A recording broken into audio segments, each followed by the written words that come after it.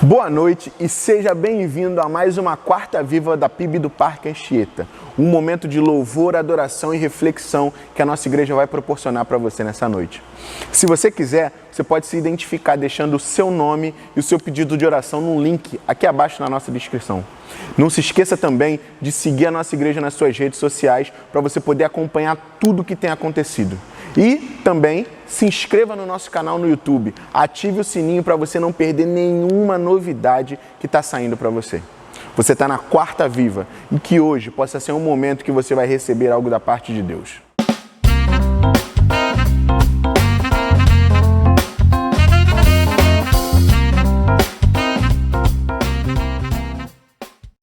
Salmo 150, versículo 6 diz assim para nós: tudo quanto tem fôlego, louve ao Senhor, louvai ao Senhor. Se hoje você está vivo, se hoje você está respirando, se hoje você está podendo ver esse vídeo, junte-se a nós nesse momento de louvor e adoração.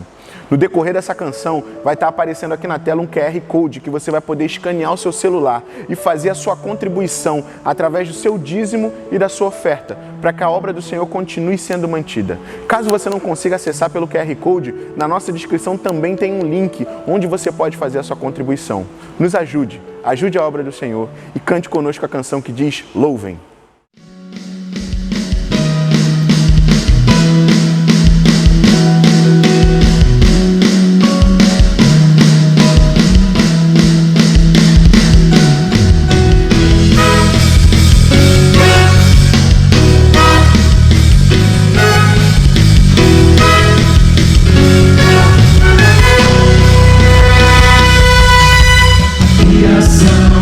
Do nosso Deus, tudo se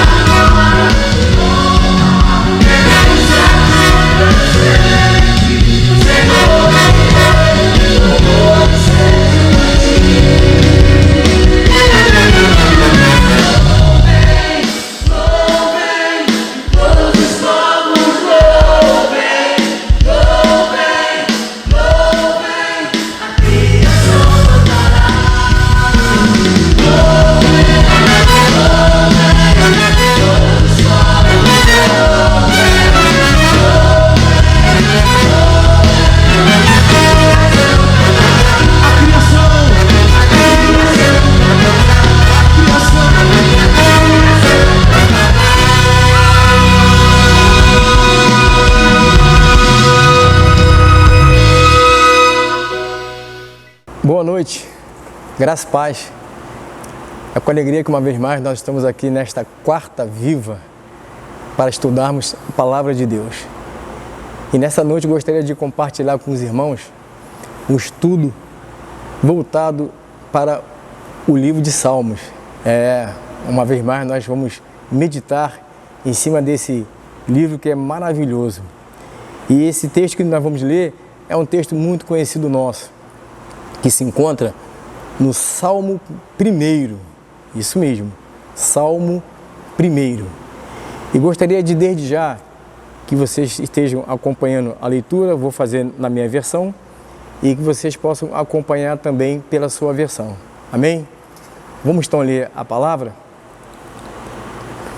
Assim nos diz o Salmo 1. Bem-aventurado o homem que não anda segundo o conselho dos ímpios, nem se detém no caminho dos pecadores, nem se assenta na roda dos escarnecedores. Antes tem seu prazer na lei do Senhor, e na sua lei medita dia e noite.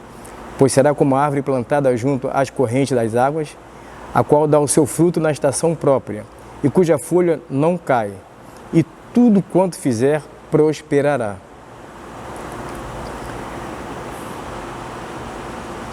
Não são assim os ímpios, mas são semelhantes à moinha que o vento espalha. Pelo que os ímpios não subsistirão no juízo, nem os pecadores na congregação dos justos. Porque o Senhor conhece o caminho dos justos, mas o caminho dos ímpios conduz à ruína. Nessa noite, queridos, eu gostaria de estar compartilhando com os irmãos para que nós pudéssemos ter essa reflexão em cima desse texto, com o seguinte tema: o caminho verdadeiro de uma vida feliz. O caminho verdadeiro de uma vida feliz. É interessante que este salmo, ele é de tamanha beleza e de tamanha riqueza, que Jerônimo, um dos pais da igreja do século XV, ele teceu o seguinte comentário sobre o Salmo 1. O Salmo 1 é a porta de entrada da mansão do saltério. Olha que poesia linda que ele fala a respeito desse salmo. E aí nós vamos ver que esse salmo, ele nos apresenta alguns elementos que vão estabelecer o que serão a base de um verdadeiro caminho para uma vida feliz. Mas surge a primeira pergunta: qual a origem, a fonte do verdadeiro caminho dessa vida feliz, segundo a Bíblia? Ora, nós podemos ver isso lá em Josué, no capítulo 1 de Josué, no verso 7, quando ele nos diz assim: tão somente esforça-te e tem muito bom ânimo, cuidando de fazer conforme toda a lei que o meu servo Moisés te ordenou. Não te desvies dela nem para a direita e nem para a esquerda, a fim de que sejas bem-sucedido por onde quer que andares. Vamos orar, meus irmãos. Senhor Deus, muito obrigado porque uma vez mais nessa noite estamos aqui, ó Pai, por sua graça, bondade e por sua misericórdia. Queremos entregar, Pai, nas tuas santas mãos esse estudo, essa palavra que será ministrada. Que teu Espírito Santo, Pai, possa estar conduzindo e que o teu nome seja glorificado. É a minha oração em nome de Jesus. Amém. Como eu estava dizendo, irmão, aqui nós podemos ver exatamente que Josué, ele recebe uma recomendação de Deus, diretamente de Deus. Ou seja, ele iria entrar numa terra prometida. Moisés foi morto, estava morto. E agora Deus o convoca e certamente o capacita para isso.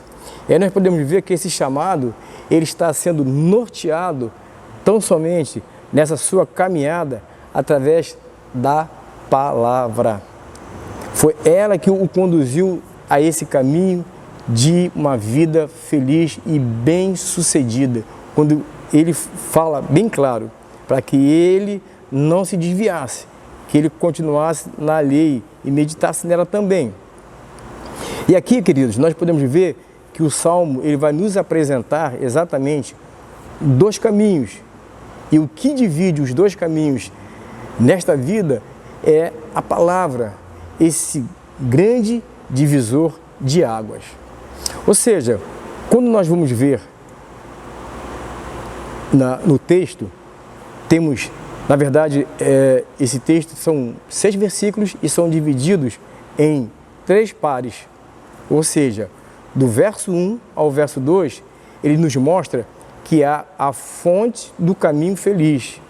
O verso 3, o verso 4, ele nos mostra os frutos desse caminho feliz.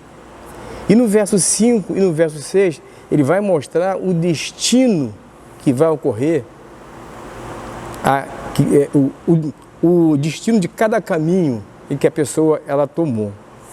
Então, baseado nesse texto, nós vamos ver o que é essa fonte desse caminho. Primeiro, ele nos diz, bem-aventurado, que no original grego, essa palavra chama-se Makarios, ou seja, abençoado, profundamente feliz, próspero, satisfeito, através de uma vida plena com Deus. Ela não está ligada a uma felicidade efêmera e temporal. E é a mesma palavra usada por o Senhor Jesus lá no Sermão do Monte, no capítulo 5, do verso 1 até o verso 11, quando ele vai falar das bem-aventuranças. Bem-aventurado o humilde de coração, bem-aventurado os que choram, bem-aventurado os mansos. Essa bem-aventurança é exatamente isso. Ou seja, até o próprio Senhor Jesus Cristo ali, ele trata não de uma felicidade passageira, superficial, ou muito menos ainda emotiva. E aí nós podemos perceber que a descrição do homem que verdadeiramente quer ter um caminho de uma vida feliz, ele tem um passo a seguir. E nós veremos agora aqui que ele precisa realizar. Primeiro verso, ele diz assim, não anda no conselho dos ímpios. Ou seja, não anda no conselho. Estamos se tratando de um padrão, de um pensamento. Ou seja, esse pensamento aqui é um homem ímpio, ele tem um quê? Um pensamento ativamente ruim, perverso, injusto. Esses ímpios, eles quebram os padrões e os valores de Deus.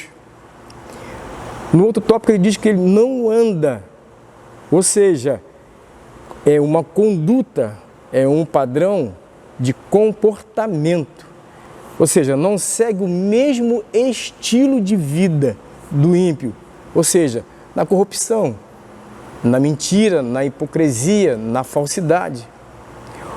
E aí nós podemos ver que a Bíblia nos narra que há caminho que ao homem ele parece direito, mas o fim dele são um caminho de morte. Ou seja, não pode dar ouvidos, não pode dar atenção a esses ímpios, pois eles são perversos. E qual o caminho que eu vou percorrer dos próprios olhos? Provérbios nos adverte da seguinte maneira, todo caminho do homem, ele é reto aos seus próprios olhos, mas é o Senhor que sonda os corações. E em Provérbios 13, 20, há uma outra recomendação, anda com os sábios e será sábio, mas o companheiro dos tolos, ele será afligido. Ora, podemos ver que nós temos um caminho a seguir, mas não é esse, quando ele vai dizer bem claro, para não se deter, não seguir o conselho, não andar com eles. Ou seja, por quê? Quem são esses pecadores? Os pecadores são aqueles que ultrapassam os limites da lei, eles transgridem. 1 João 3,4 nos diz, todo que vive habitualmente em pecado, também vive em rebeldia contra a lei, pois o pecado é de rebeldia contra a lei. Logo, é uma afronta aos princípios que Deus quem estabeleceu.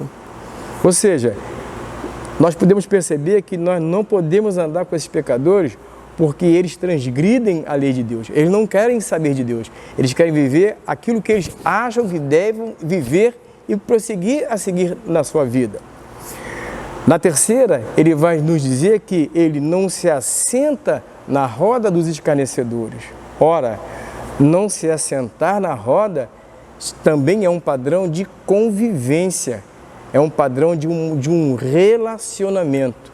Você está tendo uma identificação com essas pessoas. Quem são essas pessoas? São os escarnecedores. E quem são esses escarnecedores? Abertamente, são aqueles que zombam da pessoa e da santidade de Deus. Nós vimos agora, recente, Carnaval de 2019, uma escola de samba aí que foi muito noticiado, fazendo aquela propaganda, né? Vamos dizer assim, quando coloca Cristo ali, simbolizando, né?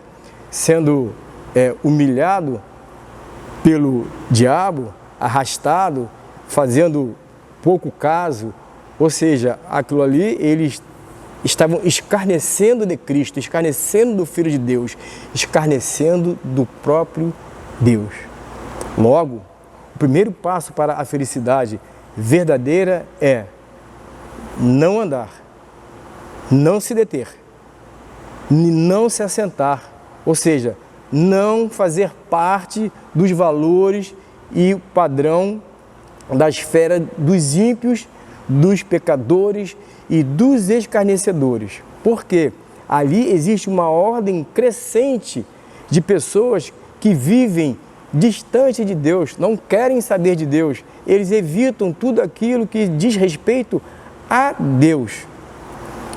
Depois, nós podemos ver que o passo para que nós possamos ter um caminho de uma vida feliz, ele vai através do deleitar-se na lei do Senhor, no ensino, na instrução, naquilo que é a revelação de Deus através da sua palavra para as suas criaturas. E como filho de Deus agora, nós temos esse prazer de estarmos envolvidos com a sua palavra e nós realmente seremos termos essa vida feliz quando alcançarmos realmente esse prazer, essa leitura e, sobretudo, essa aplicação. Porque esse prazer na lei do Senhor, ela precisa ser satisfatória e não obrigatória. Ela precisa ser gerada no coração e não você ter na sua mente mais algo para que você possa fazer. Não. É o prazer de sentar, de ler e de meditar. E você precisa ter essa motivação de conhecê-la, porque é através desse conhecimento, é através dessa comunhão estreita com a sua palavra que vai trazer para a sua vida um crescimento e um amadurecimento espiritual. Nela, medita dia e noite. Ele reflete, ele memoriza, ele aplica a cada momento oportuno. Aproveito aqui para esse momento de passar uma experiência que eu tive no meu trabalho alguns anos atrás. E ali eles sabiam que eu era cristão e chegou a gerente da loja na época e uma outra que era muito amiga dela.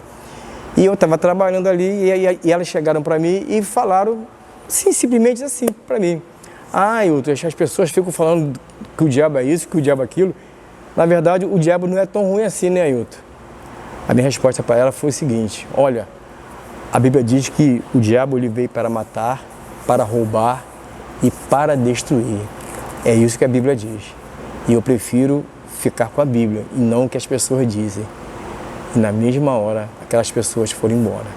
Não que eu as quisesse humilhar, mas quando você tem esse conhecimento, quando você entende, quando você conhece, você tem palavras oportunas e você tem que meditar, você tem que parar, analisar o que a palavra está dizendo, o que a palavra está dizendo para mim, o que eu posso aprender de Deus.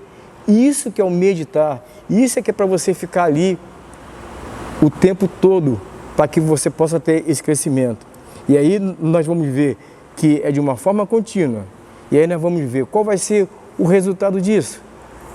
O salmista, ele usa a ilustração de uma árvore como vitalidade, como uma estabilidade, sendo firmemente plantado num solo firme, seguro, irrigado e com produtividade, que simboliza pelo fruto da árvore e uma prosperidade nos seus atos. E aí nós podemos pensar como o fruto do Espírito Santo. Esse fruto do Espírito Santo vai gerar na nossa vida o amor, a alegria, o gozo, a paz, a longanimidade. Nós só podemos ter isso quando nós estamos familiarizados, meditando e tendo prazer na sua palavra. Já o ímpio, que é o oposto do justo, ele vai chegar o momento dele que vai haver uma mudança muito repentina. Quando ele menos esperar, as coisas vão mudar.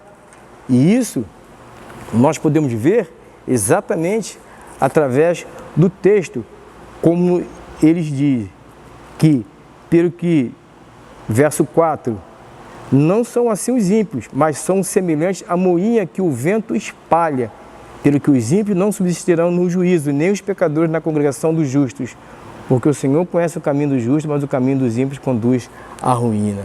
E aqui, meus irmãos, nós podemos ver que vai chegar uma hora que vai parar. O ímpio vai levando a sua vida ali de qualquer maneira, ao seu bel prazer, afastado de Deus, sem querer saber de Deus, mas vai chegar uma hora que essas pessoas que estão longe de Cristo, eles são como uma moinha, eles são como uma palha, que não tem vida, que não tem conteúdo, valor, é facilmente levado pelo espaço. Como tem o cereal, que tem aquela palha está ali porque o cereal está ali. Quando sair o cereal, aquela palha acaba. E assim são os ímpios. E qual é o fim dos justos, dos ímpios? Há um justo juiz, e todas as coisas estão diante dele, e não há como escapar. Provérbios 15:3 já nos diz: os olhos do Senhor estão em todo lugar, contemplando os maus e os bons. Na igreja, o ímpio ainda tem a oportunidade de se arrepender, mas não pode demorar. Ele tem que tomar a sua decisão. Os justos, aquele que procura ter uma vida com caminho que seja feliz, são aqueles que já foram justificados pela fé em Jesus Cristo. Passaram a ser novas criaturas através do novo nascimento, pela graça divina, que transforma a alma para ser a imagem do seu Redentor Jesus Cristo. Quão diferente é ele do ímpio? Queridos, eu chego a uma conclusão aqui, diante de tudo aquilo que nós estamos ouvindo, para que, quem sabe, você que está me ouvindo nessa hora, que está nessa situação, que você quer ter um caminho que leva a uma vida também feliz, mas você ainda não teve esse encontro com Jesus, eu convido você a ouvir exatamente o que a palavra de Deus ela nos diz em 1 João, no capítulo 5, e do verso 10 até o verso 12. Assim nos diz a sua palavra. 1 João, capítulo 5, a partir do verso 10 até o verso 12. Quem crê no Filho de Deus, em si mesmo tem um testemunho. Quem a Deus não crê, mentiroso fez, porquanto não creu no testemunho de Deus e de seu Filho. E o testemunho é este, que Deus nos deu a vida eterna, e esta vida está em seu Filho. Quem tem o Filho tem a vida. Quem não tem o Filho de Deus não tem a vida. Quem tem o Filho de Deus tem a vida. Quem não tem o Filho de Deus não tem a vida. Querido, nessa noite, para que você possa ter um caminho verdadeiro de uma vida feliz, é que o homem ele aprenda a deleitar-se em Deus e de uma vida em obediência e submissa a Deus. A minha pergunta é essa: diante de tudo isso que você pôde ouvir nessa noite, que está buscando uma vida, um caminho feliz para você, qual será a sua resposta diante desta realidade? Vamos orar? Senhor, obrigado por sua graça, obrigado por sua misericórdia, obrigado por sua bondade. Que essa palavra, Deus, possa estar penetrando em cada coração nessa noite e faça segundo o seu querer, segundo o seu propósito. A Senhora agradecido em nome de Jesus. Amém.